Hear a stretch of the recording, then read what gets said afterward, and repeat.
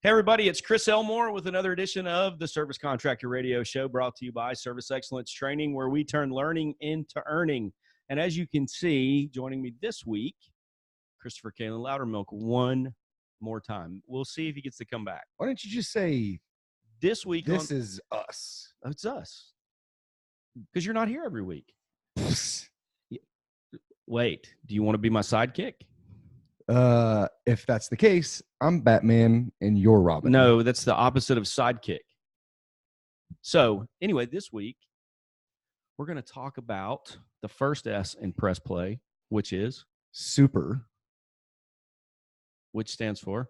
Oh, the first S in press. Oh, I thought you were talking about me. Chris, CHRIS, super. First S in press is settling anxieties. Okay, here we go. Are you ready? I'm ready. What makes you anxious? Well, actually, no. Here's a fun fact. Tell me. Chris Elmore, terrified of wind turbines.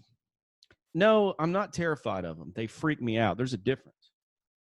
What's the difference? Well, okay, so you know our buddy Kelvin, K-Raj? Mm-hmm. You know how he's afraid of bees? I'm not talking about they freak him out. Like Flappy Hand. Ah. He will run from a wasp.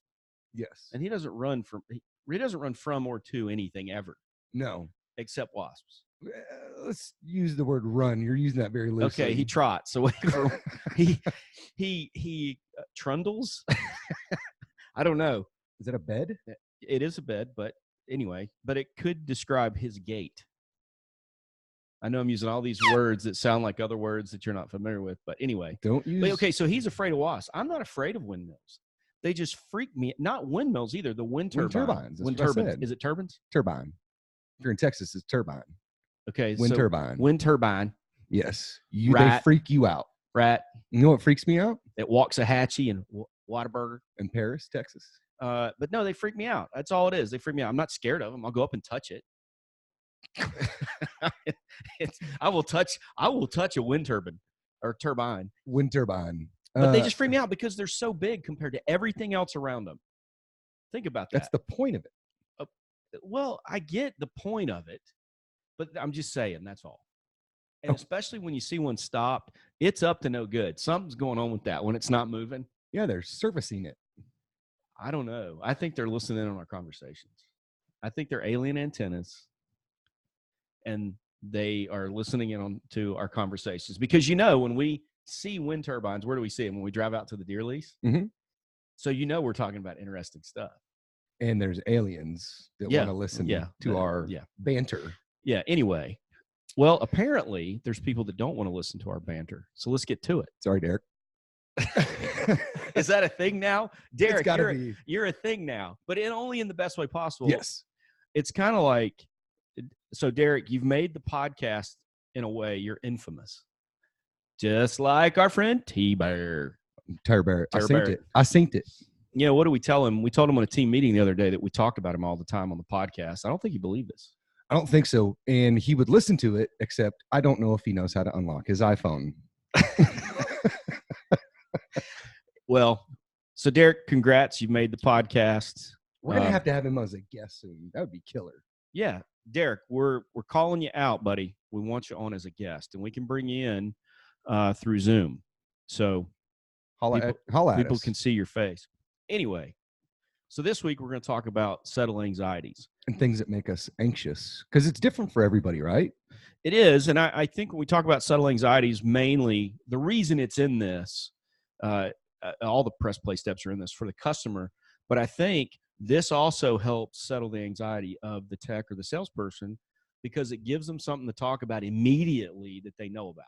Yep. Which is themselves. Mm-hmm. So in the settle anxiety step, we're doing what we said, we're settling anxieties. And the main point of it is to answer unspoken questions that all customers have. And I sum it up by this. Customers want to know, who is this person? Can they fix it? Did I call the right company? What are they going to do? How long are they going to be here? How much is this going to cost me? Will I know before I get charged, and will I have any control over it? Those are all the unspoken questions that we need to answer, because every customer everywhere that calls a service person in the house has those questions either before you get there or while you're walking up to the door. That was rapid fire. It was. And hot fire. And it was. Don't melt your microphone. Well, you won't melt. I won't melt yeah, my no, microphone. no. Don't backpedal. No, I won't. I won't melt my microphone. I've got the fire extinguisher off camera. So we want to answer the unspoken questions, and the best way we do that is with something I call a cap statement. So we always talk about credibility, but Like Papa Cap, like ratatata. you know, the hip hops come into a lot of our conversations Because I'm trying to culture you. I don't think that's working or be necessary. Well, if we shuffled your music right now, we'd hear a No, I don't think so. Yeah. No. What about a little E40? I don't know what that is. It's not A40. Anyway, the hip hops, but yes, cap. Like I will pop a cap in you. Okay. I see where you're going. All getting mixed in here. I like But it. cap, credibility. Mhm. So CAP, credibility.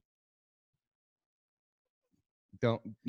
Credibility, Don't. agenda, price. Oh my gosh. I don't know. Dad, you're embarrassing me. Credibility, agenda, price. That's probably appropriate because I think our mentalities are probably 25 years apart too. Yes. Even though we're only what? 55-year-old level and you're at a 12. No, that's not true. How old are you? 37. 37. And you turn 30. You turn 37 in November, right? That's right. Okay, so I'll be 49 in July. July. No, I had this conversation with somebody last week, and it's only July if it's somebody's name.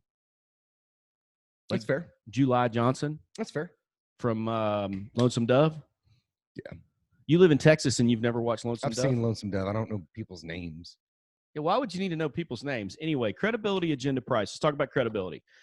So in the credibility portion of this is where you get to tell the customer who you are, your credibility, and why you're good at what you do, and also why the company's good.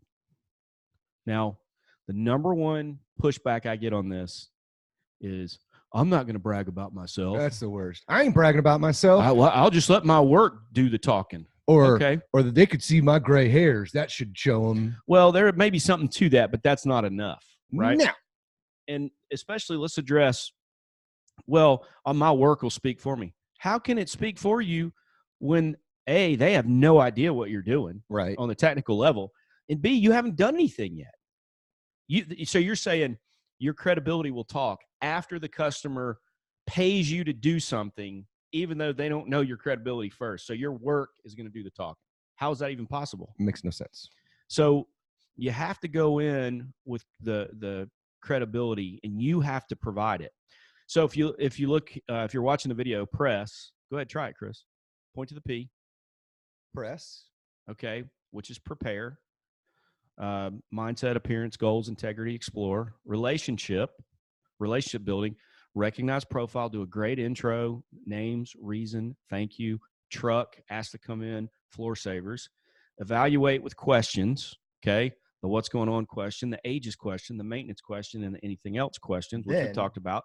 Then we get to settle anxieties. And just to give you context right now, you've been in the house 10 or 15 minutes by now.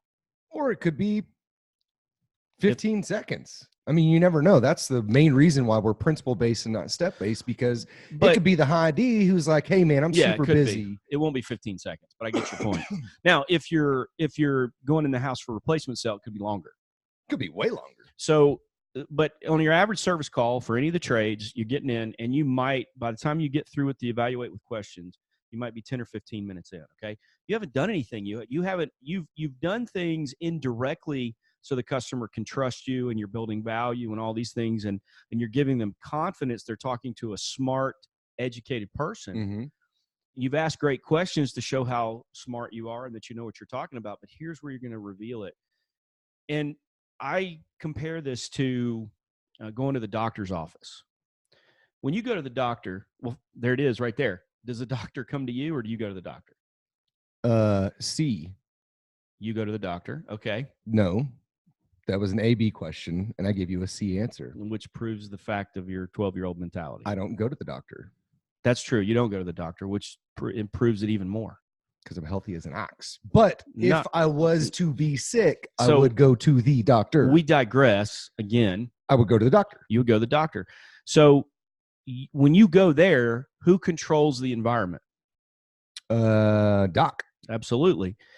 And so when you're at the doctor, how do you know that the person that comes in is a doctor? Well, a couple things. You're going to look around and see all the diplomas and all the degrees and, doctory. Medical stuff, posters. And doctory. The little skeleton or thing on the and the counter chart that shows, bones. All that stuff. So it looks doctory. And then when he walks in. Or she. I'm just thinking of my doctor. Sorry. Okay. That I don't go to. If he walked in, he would be in khaki pants, a nice polo shirt, a tie, a very clean, nothing white lab coat, a stethoscope. What's on the lab coat? His name, Dr. Blah blah. Dr. Lochter. Dr. Lochter, MD. Right. So there's some credentials there. Correct. Maybe, just maybe, depending on where you're at, if you're in the hospital seeing a doctor, they're going to have a name badge or something or some security badge. But a lot of that stuff you talked about, the lab coat, the stethoscope, and the name stitched on embroidered on the lab coat with MD after it, right? Yep. That marks the doctor as a doctor, or does it? I think it does. We just go with that because we see that, right? And we're in their environment, and they got people working for them, and you wait in the little room or the waiting room, then they bring you to the little room, and the nurse usually does the preliminary stuff, and then the doctor will be here shortly. The rock star shows up. So they control that environment, and you're very quickly believing that person is an expert because you don't have to ask the questions. Because when I go to my doctor, of course, you got to pay first, but that's a different podcast. So you register, they put you in the waiting room, then you go into the back area, behind the door. You take your weight. I take a left, go over to the scale. They take the weight. They do all that stuff. Then you get in the room, blood pressure, and those kind of things. So they got people taking care of all that. But as I'm walking, I see those things like the diploma for the doctor, and it's a medical practice where like 6 doctors work. So I'm just assuming the person I'm seeing is a doctor. Now, there are nurse practitioners, but you kind of know that. But you still feel like these people are experts about it. When we go into a house, who controls the environment? Right? The customer. And you've been in hundreds and hundreds of houses just like me. Does anything shock you anymore that you see when you go in somebody's house? Nothing. Even the Sasquatch hunter, which is stay tuned, that will come up. That's probably my favorite service call I've ever been on with Jason Carpenter. Well, Jason. Okay, so my most recent, what is that? Was with that same company, Bolden Brothers. Shout out to Tim and Sam and Lexi. What up? Sure, Lexi and everybody else there, especially Mo Teddy, and he knows who he is. So me and Ty, who now we call Bird Dog, me and Bird Dog went on a service call, and we walk up to this house, and there's dragons all over the place. Not real ones, because I know you're afraid of dragons. But the little fake dragons going in the flower bed and dragon statues and stuff like that. We open the door, and it's it's a very clean yard, manicured and everything. We go in a relatively empty house, except for the sarcophagus against the wall.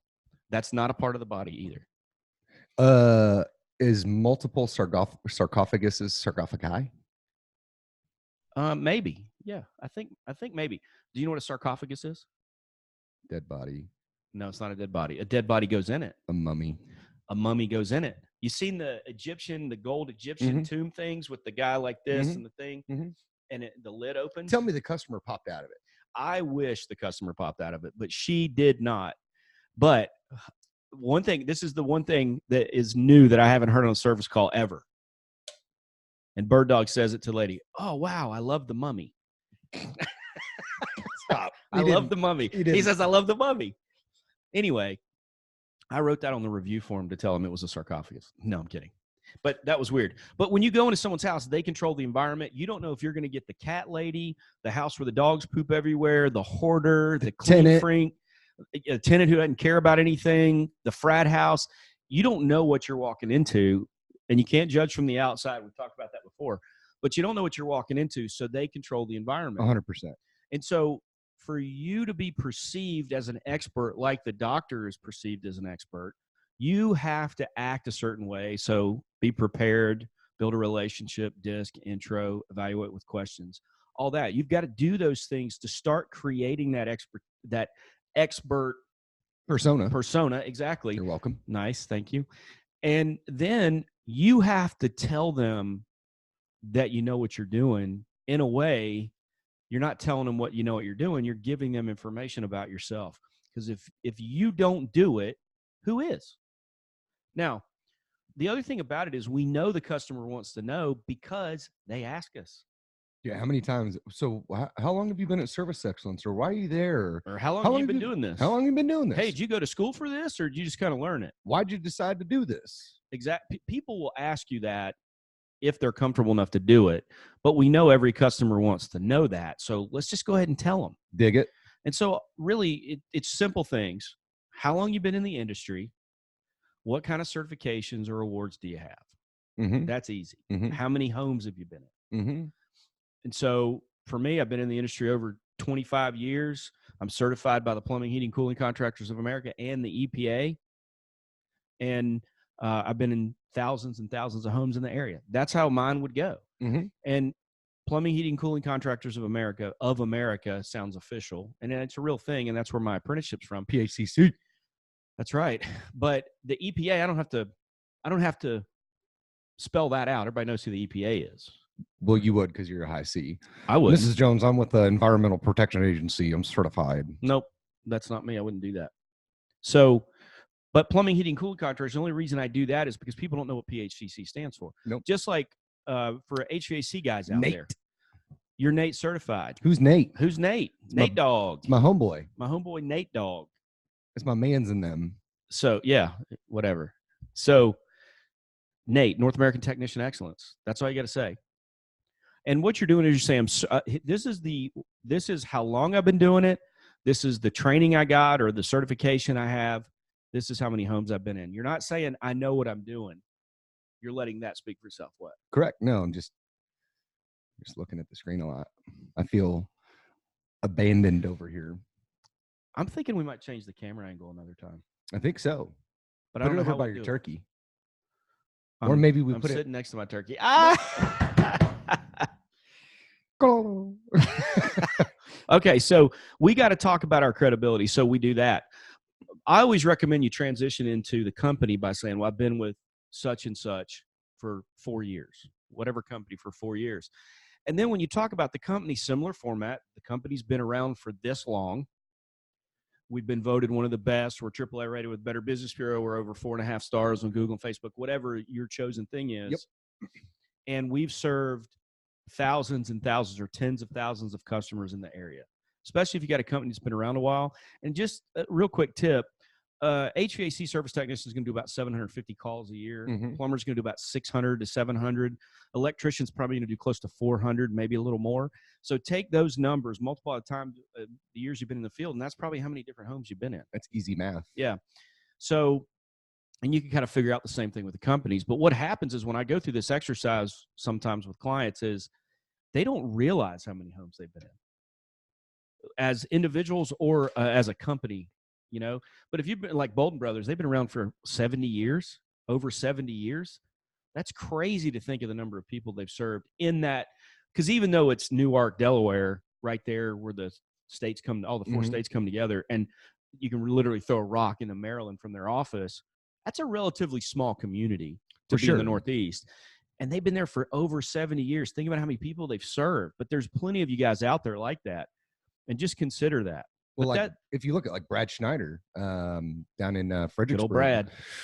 I think he's got it down to almost in the hundreds of how many he's done because he's done this for 28 years or something like this. Hundreds of thousands? Hundreds of customers. So he literally will go in and say, Mrs. Jones, I've designed systems for homes over actually 26,000 homes in this area. Exactly. Something that's mind blowing. And it's just like, again, go back to the doctor. You've seen a commercial. Just okay is not. Guess who just got reinstated? That kind of thing. I'm nervous. Yeah, me too. Well, we'll figure it out. Yeah. So you obviously wouldn't go to the doctor to get an operation or surgery if he hadn't performed the procedure a bunch. You'd want that, right? Right. So that's the purpose of years, certifications, and how many homes you've been in. And that's for you and the company. So that's the credibility piece. And I call this portion giving the client a hug without giving them a hug. Oh, well, take it away. Let's talk about or is that what you call the credibility? That's what I call the credibility. Oh, right. Kind of like saying, it's okay. I got you, fam. Right. I like You're that. good. Now the agenda is the expectations, and critical. Here's what I found. Anybody that's worked with us or me specifically, they know that my mantra is we are going to be the most thorough technician you're ever going to have in your home. That's right. Even if they've done business with your company before, you can't you can't assume that the last guy that went in behind you was as thorough as you're going to be. And so they have to know the expectations of what you are doing, because otherwise they're going to be drawing their own conclusions. Exactly. I mean, for the HVAC side, how many times have you guys gone in a home and had somebody say, "Hey, are you okay up there?" It's because the last guy that was there took 10 minutes and you've been up there for 30 and you're just now getting into it. And all they've heard is, something like that. That's all the feedback they've gotten from you. Or plumbers or electricians, when you're doing your health and safety inspection, mm-hmm. How many times have you been asked, well, why are you doing that? It's because they haven't had a good plumber or electrician mm-hmm. in their home. So you have to lay out the expectations of what's going to happen. And for me, that agenda is roughly what I'm going to be doing and checking mm-hmm. at a very 30,000 foot view. Right. Roughly how long it's going to take and why I'm going to be doing an inspection. If you guys have been listening to any of these or you work with us, you know that we always recommend a stoplight checklist. Mm-hmm. Color coded, red, yellow, green. That's a stoplight. Yeah. Just making sure. Okay. Filling in the gaps. Okay. That's fair. Right. Electrical, plumbing, and HVAC. And so mm-hmm. Presenting that and letting them know this is going to be the stuff I'm going to be checking out. And if you want to know how to present the stoplight checklist, you need to come to us. Yes. Because we've got a very specific way of presenting that. But people get, and then you got a little stoplight right over there. Speaking of T-Bear, this is my fidget spinner highlighter from Air Now, which our friend T-Bear in Montgomery, Alabama, is the general manager of. But people get, can I spin your fidget? So you say please. Jerk. So people get red, yellow, green, right? Green means it's performing to manufacturer specifications, whatever you want to say. Yellow means it needs attention. Red is it's failed and we need to get it taken care of. I'm going to correct you on that. There's 1,000 iterations. There is, but let me just give you this, okay? Because this is the part where, we talked before, we're principle based, not necessarily procedure based. And so there is some acceptable variation in these kind of things. Mm-hmm. Here's another way to look at it. Mm-hmm. There you go. I want to make sure that color coding, because we're familiar with it, all customers are usually familiar with color coding of some sort, mm-hmm. right? So when you drop Bree off at Sunday school when she was younger, pick her up, she maybe got a color code, or preschool or something like that, right? Gold when you're driving, stars. Whatever it is, you're used to that color code. The problem with it is customers, when it comes to behavior and things like that we're associated with, there's usually second chances, there's do-overs and all that kind of stuff. Well, when you're dealing with mechanical things, there's usually not second chances or do-over. So I want to make sure that it's definitive, a little more definitive. So to me, green is good. Yellow means there's an issue that's going to cause a future problem. Mm-hmm. Because, well, and I'll get to that. Well, here's the thing. Yellow, think about it. If yellow means caution. How many people do you know right now and listen to this podcast or watching this are driving around with the check engine light on their car? Hopefully not in a company car. Not in a company car, but more than likely. And if you are, you should probably tell your supervisor. Exactly. But the point is, it's a significant amount of people, I'm sure. So when we see something yellow, okay, well, we can keep going, but we just got to be careful. So for me, yellow means it's an issue that will cause a future problem. Red means one of three things. It's broken, it's unsafe, or it's causing property damage, and it needs to be addressed immediately. So I'm being very specific, and it might be a little more of a mouthful to say, but if I just say it's failed, okay, we know sometimes we can have red things that are failed and the system still runs. Mm-hmm. Okay.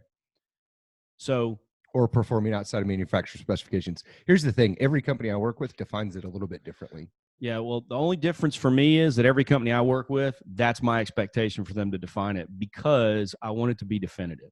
But again, it's up to you guys. That's just a couple of different perspectives on it. The point is, we're setting the expectations.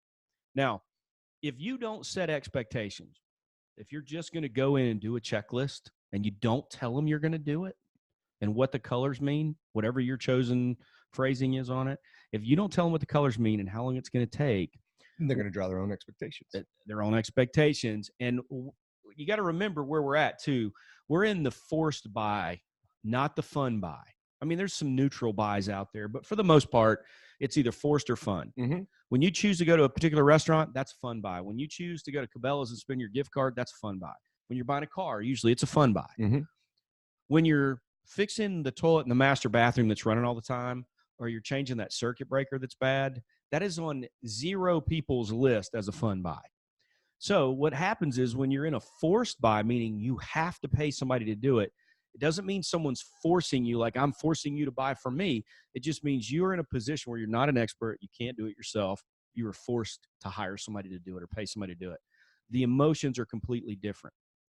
And so as such, if I go into your house in that forced buy and I tell you, hey, we got to rebuild this toilet in the master bathroom if you want it to stop running all the time, and I give you options in that, that's all you expect if I don't tell you up front what I'm doing. Mm-hmm. If I tell you up front, I'm going to check the plumbing system, the water pressure, the emergency shutoff valves, and those kind of things. And then I come back to you and tell you, hey, this is what I found. This is what I found. And you only expect me to look at the toilet. You're thinking it took you a long time to look at the toilet, so you must be charging me for that time. Mm-hmm. And all I wanted you to do was look at the toilet. And now you're telling me about these other things. Which brings us into the P in pricing. Well, no, hold on a second. Let me give one more thing. Just happened a couple weeks ago. All right. So, by the way, all the executives at Ford, I know you're listening. The 2013 Ford Escape is the worst car ever made. My daughter had one. Put a lot of money into it the last few years. I know you have. So it breaks down on her Dallas. She has it towed to a dealership up there in Dallas. And the guy calls me the next day and says, hey, Mr. Elmer, we're getting the car in. We're going to find out what's going on with it. And I'll call you as soon as I know something. And it was urgent because she didn't have a car, right? So 3-4 days later, I call him up. It's like, what's going on? Oh, we had a hard time getting it in. I'll let you know tomorrow. So he calls me the next day. So already they delayed. He never set expectations that we're going to check it out and call you right back, which sounds like they're going to get to it now. But what they did was they did their 44, 33-point inspection on it. They didn't tell me they were doing it. Mm-hmm. And he says, we found out what's causing the car or giving you the problem, and it's the fuel pump sensor, and it's $639 for a fuel pump sensor. The old fuel pump sensor. Anyway, then he goes, we also noticed it needs wiper blades and the brakes are below safety spec.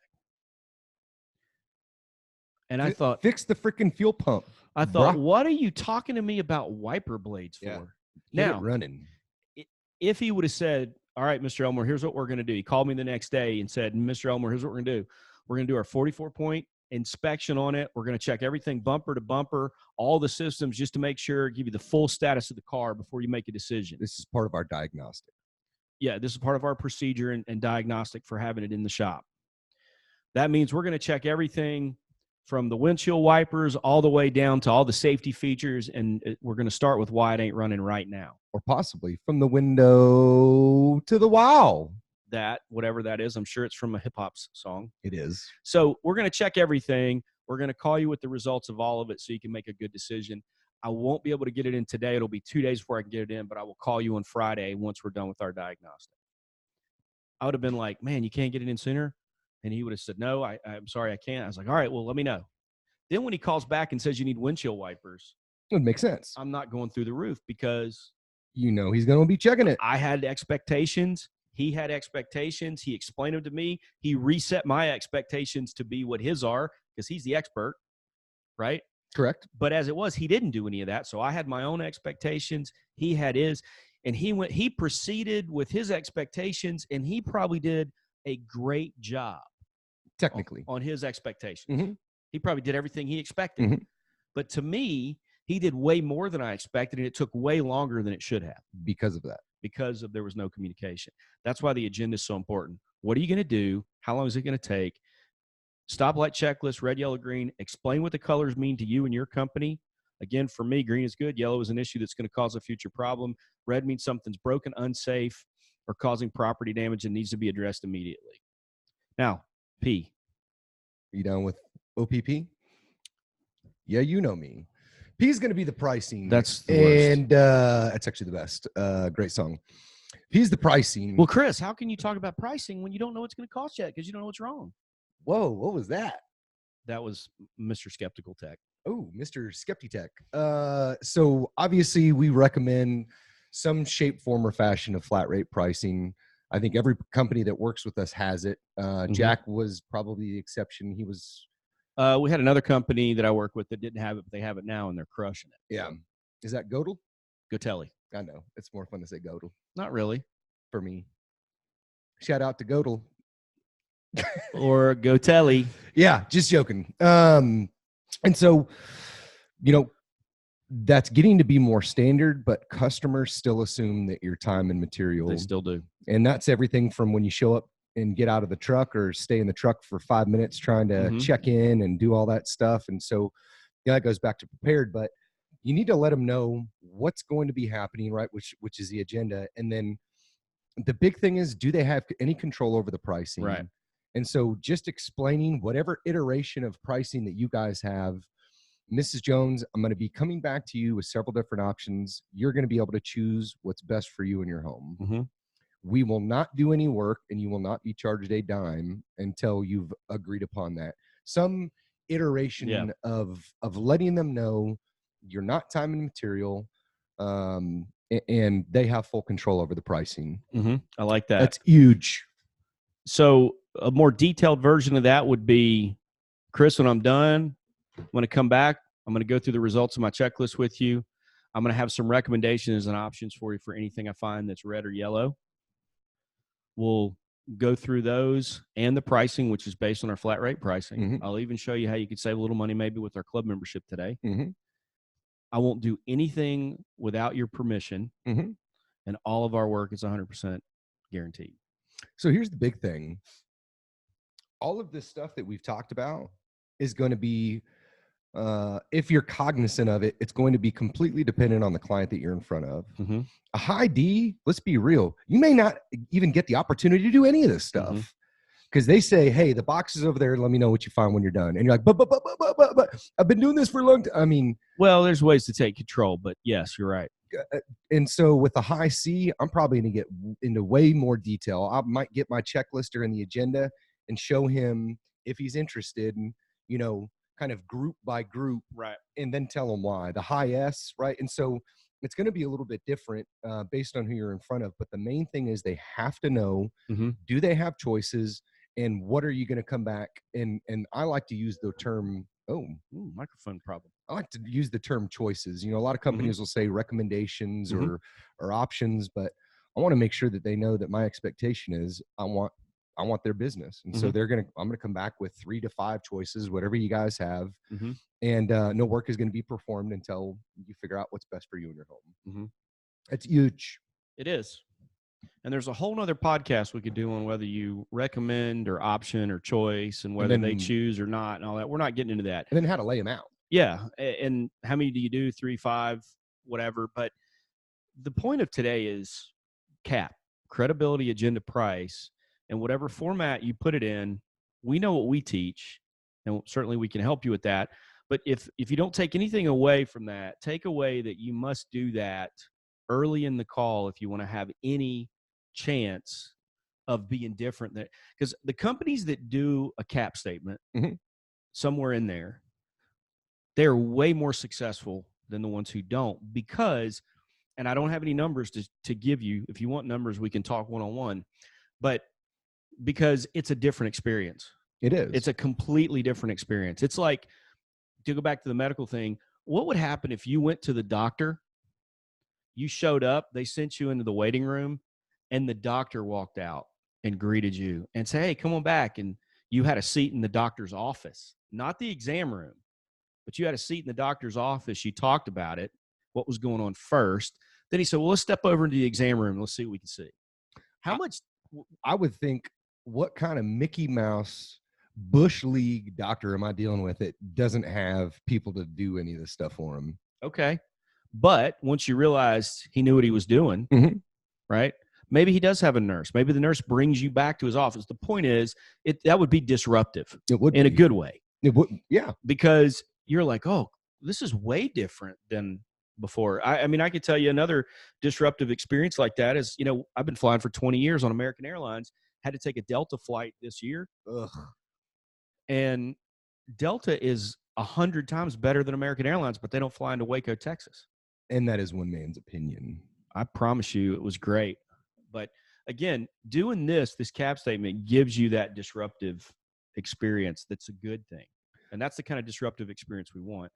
You got to set yourself apart from other people. And that's what this is all designed to do.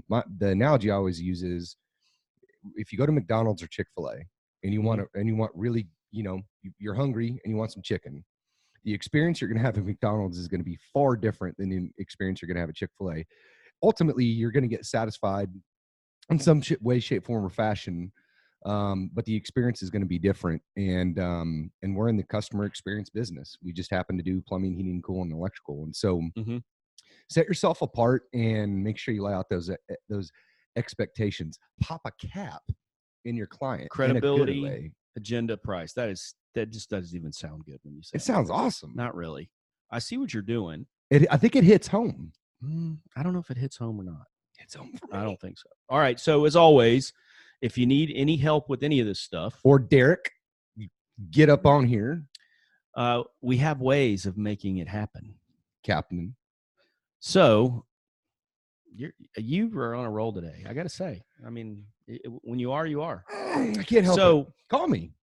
Call us. 254-723-7459. That is my number. Or you can hit me up on the interweb email at Chris, CHRIS, at servextra, SERVEXTRA.com. Or you can call me 254-733-7109. And if you don't want to talk and you just want to send a text, do so. For sure. Fine too. But you can reach me by email at elmore, ELMORE, at servextra.com. That's also our website, www.servextra.com. So tell them about class. Class is coming up. Our next series of Tech and Sales is coming up January 20th, 22nd. Tech class is taught by our good friend T-Bear. Turbert. Turbert. He's seen it. And you could see him too if you show up there. I see what you did there. And then the sales class is taught by a relative unknown, probably the first time he's ever done it. Tell me all about it. Christopher Kalen Loudermilk over here. Boom. Both of those classes, things will get thrown at some point. There will be yelling, and there might even be some pounding on a wall. I don't know. For sure. Sometimes that happens. Good food will be had, and knowledge will be dropped. A lot. And then right after that, freaking phenomenal classes. First is going to be the CSR series. That's going to be the 23rd and 24th. Top my beautiful, extremely talented, deadly wife, Brandy. And then the manager series is going to be the 23rd and 24th. And that is one of the most impactful things you can do as a leader. We get constant feedback about the class. The instructor is awesome. Thank you. Isn't Todd taking that over? That's so funny. That is so funny. Anyway, do those things. Come to all those classes. Sign up now. Get better. So that's just one way we do it. We do it all over the place. And what is that, Chris? What do we do at Service Excellence Training? We turn learning into earning. Bye, everybody.